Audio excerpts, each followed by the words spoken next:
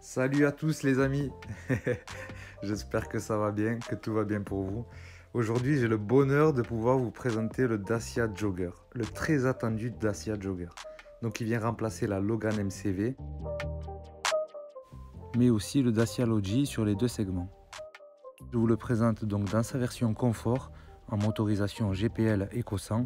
Ici une version 7 places, donc je vais vous montrer l'habitabilité intérieure, l'accessibilité, les options intérieures aussi et extérieures. Et ensuite on va faire un petit essai routier comme d'habitude pour ceux qui connaissent la chaîne. Et je vais vous dire ce qu'on en pense.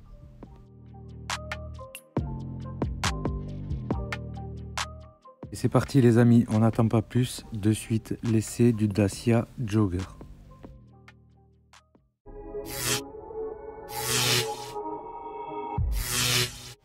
Allez, on démarre cette présentation avec le côté extérieur.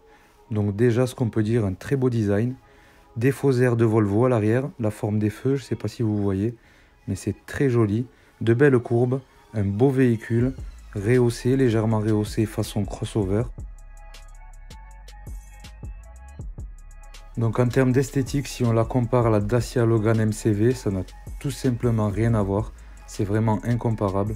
On peut s'apercevoir ces dernières années que Dacia monte en gamme au niveau de l'esthétique et des options. Donc c'est pas moi pour me déplaire. Même s'il y a une légère montée en prix, ça reste des véhicules très abordables. Mais surtout beaucoup plus jolis si vous vous rappelez des premières Dacia Sandero, des premières Logan. Là on est vraiment sur du véhicule bien mieux fini. Le petit rappel Dacia incrusté dans le phare, la petite touche, le petit détail qui tue. Là vous pouvez voir les barres de toit donc, qui sont pas que esthétiques, parce qu'elles ont un côté aussi ludique on va dire. Elles sont escamotables, donc on peut juste les décrocher et les mettre en travers, donc pas besoin d'installer de barres de toit, on les a déjà pour les vacances.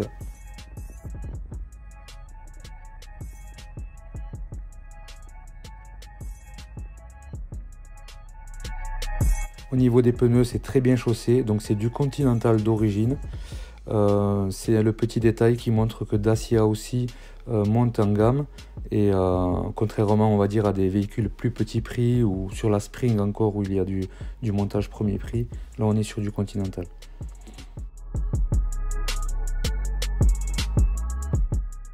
Une belle signature lumineuse à l'avant, magnifique, très beau design, inspiré des Sandero, c'est très joli. Donc c'est du LED pour les feux de jour, pour les codes, pas pour les phares, c'est pas encore du 100% LED, mais c'est très très joli et c'est efficace.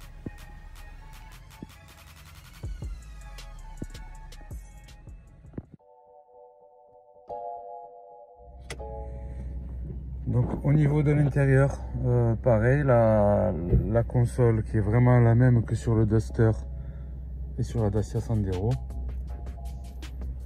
On n'a pas exactement les mêmes molettes, un peu moins bien finies que sur la Sandero ou que sur le Duster. On a toujours le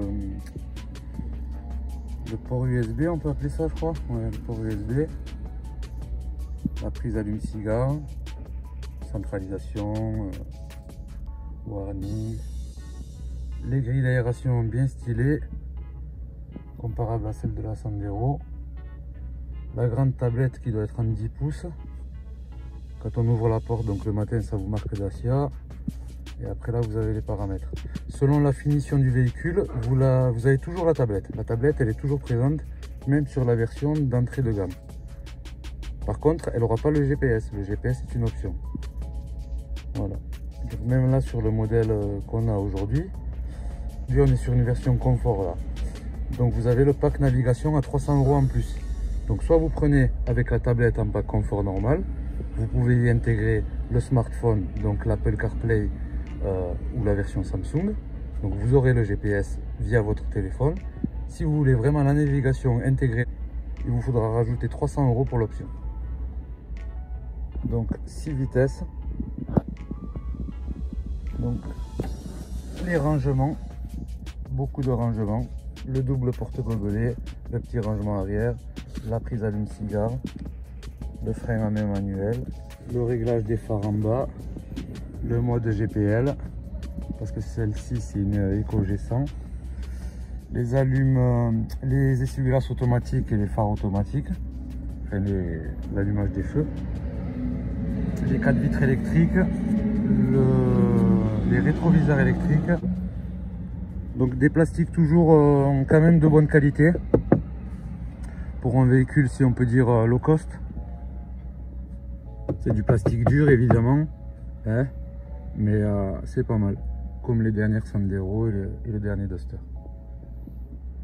Donc les sièges sont très jolis, magnifiques, une bonne assise dessus, les nouveaux appuis-têtes, la nouvelle forme là, comme sur le Duster, de manière à pouvoir avoir une meilleure visibilité pour les passagers arrière.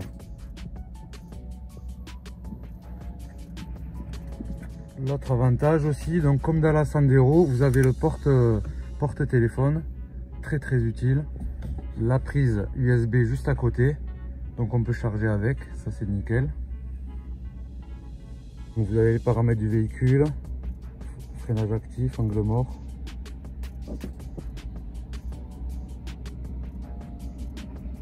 Aide au parking, ça doit être les caméras de recul, détection d'obstacles, capteur de station. Celle-ci a en option les capteurs à l'avant, les radars avant. Et c'est une option encore, je vous détaillerai le prix des options tout à l'heure. Ce qu'il y a de série, ce qu'il y a en option. Le régulateur limiteur de vitesse placé sur le volant toujours. Et là, les flèches pour choisir le kilomètre qu'on veut. La commande vocale, le menu. Là, si on va au niveau du menu, vous avez la température, kilomètre/heure.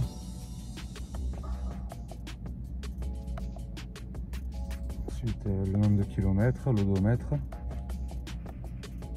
la moyenne, l'instantané, l'autonomie, la distance, la vitesse moyenne, le niveau de LPG, de GPL, et là le compteur. Voilà. Et là vous voyez, coffre ouvert, il me dit que le coffre est ouvert. Donc c'est pas mal, c'est pas mal. Voilà, bouton de clim. Manuel. Le réglage du siège à l'avant, hop, on peut le faire en hauteur, ça c'est très bien. Et réglage de la colonne en hauteur et bas, et normalement on doit avoir même la profondeur. Voilà, je peux le tirer vers moi ou le repousser. Donc volant réglable en hauteur et en profondeur. Donc c'est une version 7 places. Vous les avez disponibles en version 5 ou 7 places. Et donc l'avantage du 7 places, c'est que vous voyez, hop, on peut décrocher les sièges. Donc juste en déclipsant là ces deux trucs, on vient enlever le siège et du coup on se retrouve avec un grand coffre de 5 places. Donc les sièges sont escamotables et ça c'est un gros avantage. Et donc pour repasser dans une version 7, hop, et voilà, on est dans la version 7 places avec un volume de coffre bon, qui reste plus petit du coup. Mais ce qui est bien, donc, c'est que les sièges sont indépendants. Et si jamais vous avez besoin un peu de coffre pour les courses et que vous n'êtes que 6, hop,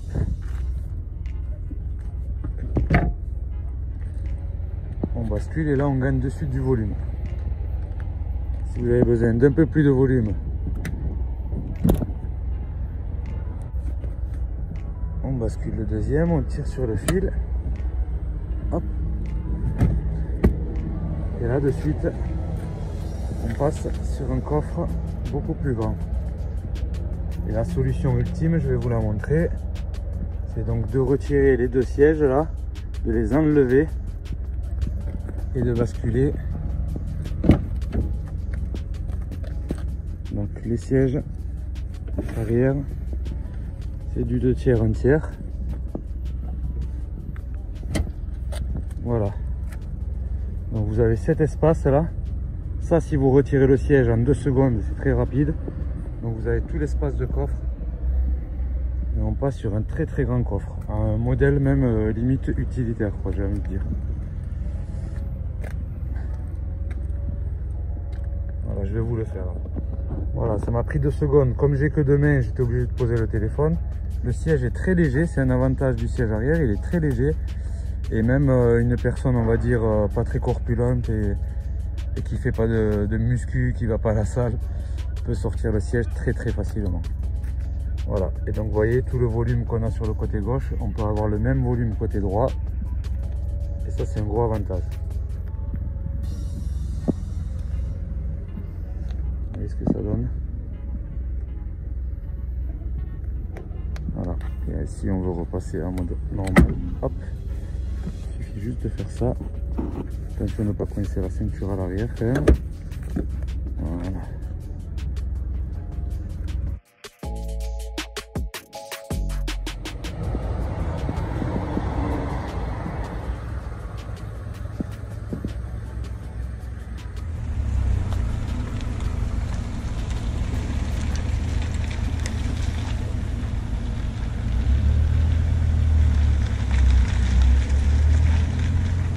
Il faut savoir que c'est le remplaçant de la Logan MCV, mais aussi du Logi.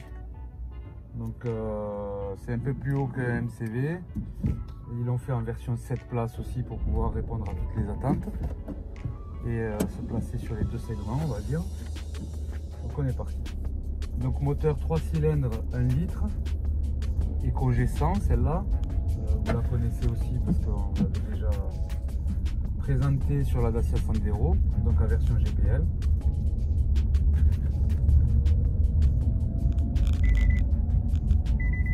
Ah, j'ai le coffre ouvert.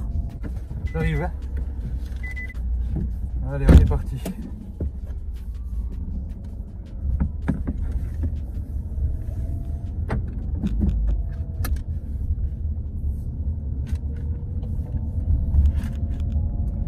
Donc les premières impressions, on est haut dans le véhicule.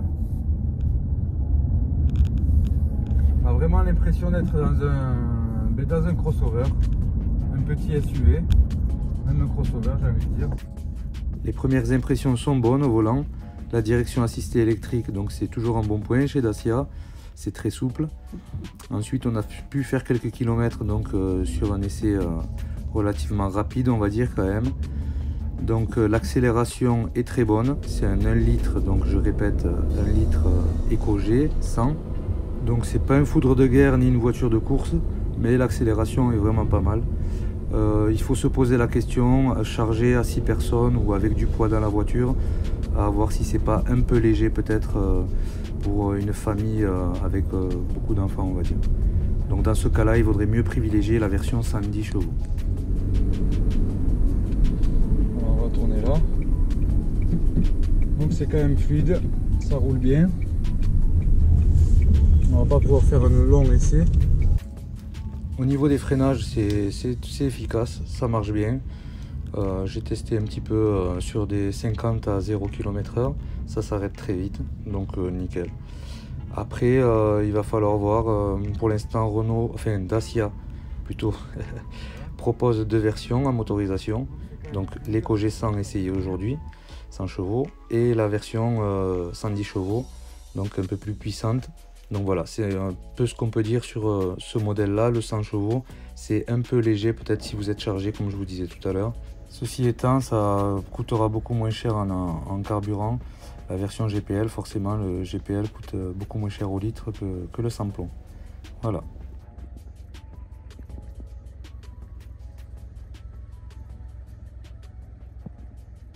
Très bien.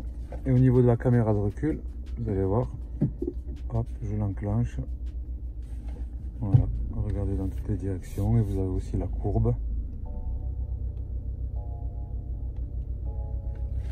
Les courbes quand je tourne le volant, de manière à anticiper les collisions.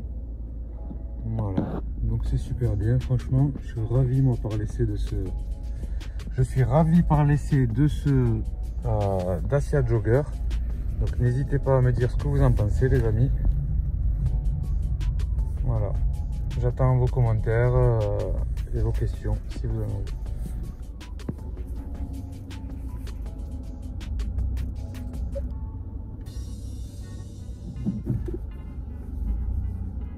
Si je vais sur un obstacle, on a l'aide au stationnement à l'avant. Et avec le capteur, plus j'avance, voilà, deuxième trait, troisième trait, après ça passe en rouge. Voilà.